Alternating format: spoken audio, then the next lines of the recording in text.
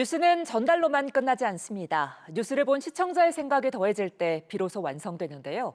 YTN을 향한 시청자의 목소리를 듣고 YTN이 답하는 시청자 톡톡 Y 시간입니다. 오늘은 어떤 의견이 들어왔을까요? 지금 바로 확인해 보시죠. 안녕하세요, 황지연입니다. 뉴스를 보다 생긴 궁금증, 이 시간에 속 시원하게 풀어드리겠습니다. 그럼 시청자 톡톡 Y 첫 번째 보도부터 살펴볼까요?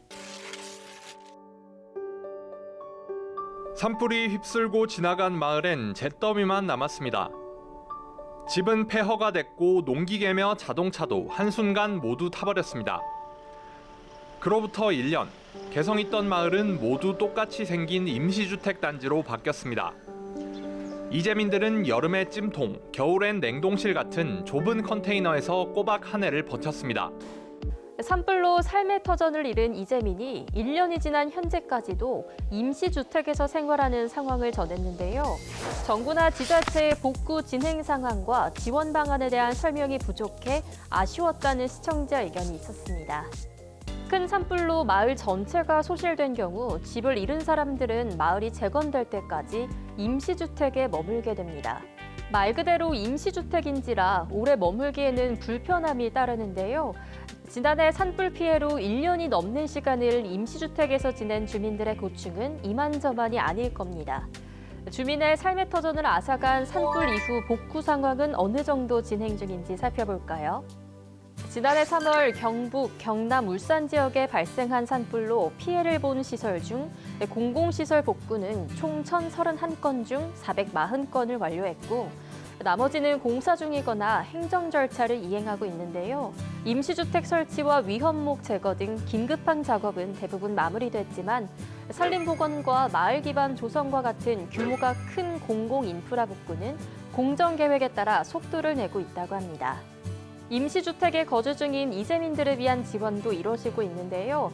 임시주택을 받은 이재민 2,531세대 가운데 여전히 거주 중인 이재민은 총 2,236세대로 아직 대부분이 안정적인 보금자리를 마련하지 못한 상황입니다.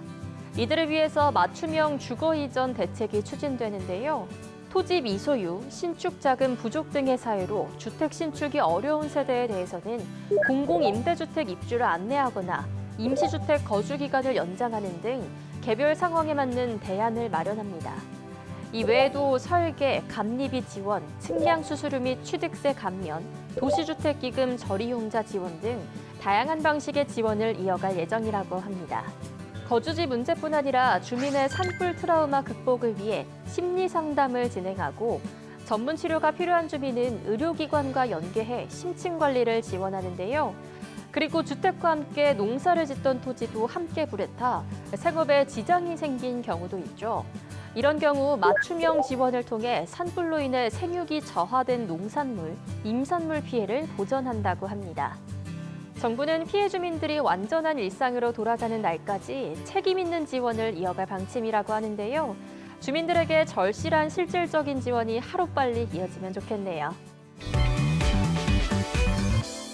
다음으로 두 번째 시청자 궁금증은 무엇일지 보도 먼저 확인해 볼까요? 임신 21주차인 황초희 씨가 기형아 검사 결과지를 확인하고 있습니다. 37살에 결혼해 38살에 임신한 황 씨.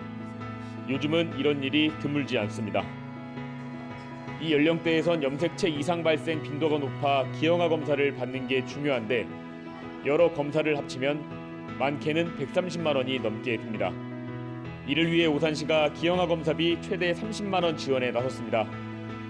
검사일 기준 6개월 이전부터 청구일까지 오산시에 주민등록을 둔 35살 이상 임산부가 대상입니다.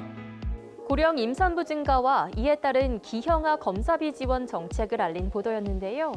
오산시의 검사비 지원 기준을 제시해 정책의 실효성을 이해할 수 있게 했는데 이와 관련해 고령 임산부 기준에 대한 의학적 근거와 받아야 할 검사 등을 함께 전했다면 좋겠다는 시청자 의견이 전해졌습니다. 결혼 연령대가 갈수록 높아지며 자연스럽게 임신과 출산을 하는 연령대도 함께 높아지고 있는데요.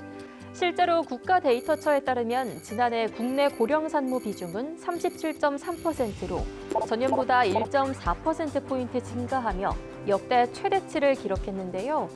대한민국 산모 10명 중 4명이 35세 이상인 고령 임신 시대에 접어든 겁니다. 그렇다면 갈수록 늘어나는 고령 임산부에 대한 자세한 정보 알아볼까요? 세계보건기구는 분만 예정일을 기준으로 산모의 나이가 35세 이상인 경우를 고령 임신으로 규정합니다. 고령 임신이 위험한 이유는 난자의 양과 질이 저하하면서 임신 가능성이 낮아지고 또 임신을 했다고 해도 초기 유산율과 조산율이 높아질 수 있어서인데요. 여기에 임신성 고혈압이나 임신성 당뇨, 저체중아 출산, 전치태반 등의 다양한 임신 합병증이 올 가능성도 커진다고 합니다. 이러한 위험성이 있는 만큼 35세 이상의 고령 임신인 경우에는 철저한 산전 검사를 정기적으로 받는 게 필요한데요. 보도에 언급된 기형아 검사를 비롯해 당뇨나 고혈압 등 만성 질환을 확인하는 것도 중요합니다. 특히 당뇨의 경우는 기형아 발생은 물론 유산 위험을 높일 수 있어서 꼭 확인하셔야 하는데요. 올바른 영양 섭취와 건강한 생활 습관도 중요합니다.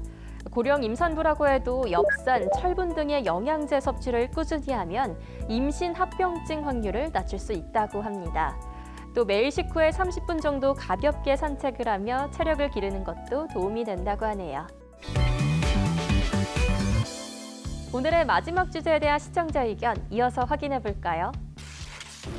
숨진 아이의 친모는 10평 남짓한 빌라에서 강아지 4마리와 고양이 1마리까지 키웠는데 집안엔 개 2마리 사체와 애완동물 배설물, 각종 쓰레기가 뒤섞여 있었습니다. 친모는 왜 이런 곳에서 아이를 키우다 숨지게 했을까?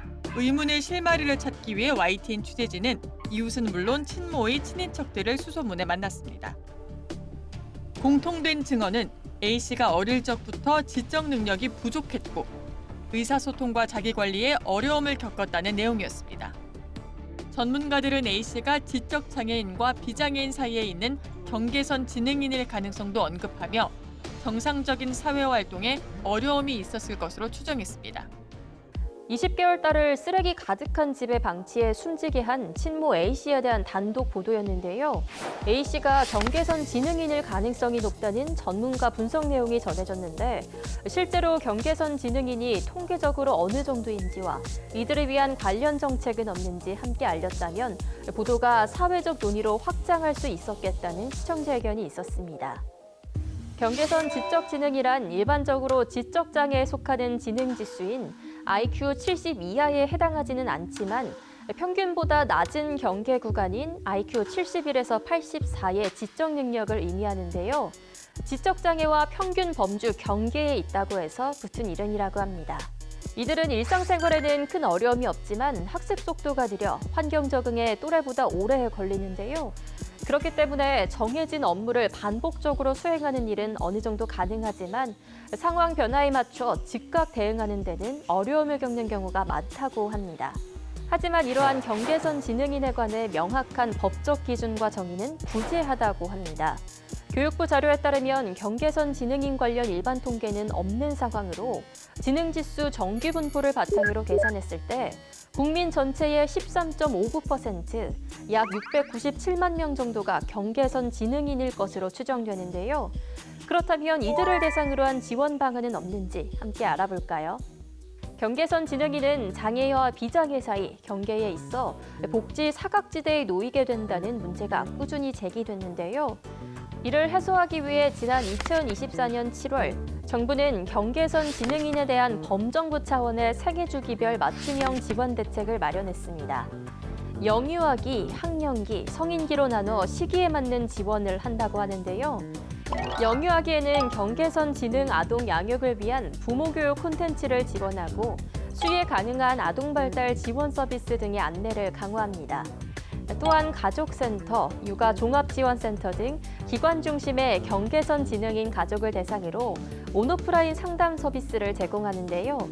학령기에는 경계선 지능인의 학업 지속과 사회적 자립 준비 등을 지원하기 위한 분야별 학교급별 맞춤형 교육을 제공하고요. 성인기에는 경계선 지능인의 직업 역량 강화 및 노동시장 진입 지원을 위한 맞춤형 취업 프로그램과 지역 평생교육원, 대학 등을 중심으로 맞춤형 평생교육 프로그램을 제공한다고 합니다. 경계선 지능인에 대한 복지 사각지대가 없어질 때까지 정부 차원의 적극적인 지원이 이뤄지면 좋겠네요. 여러분이 남겨주신 궁금증, 오늘도 속 시원히 풀리셨을까요? 다음 시간 알찬 내용으로 찾아오겠습니다. 그럼 다음 주에 만나요.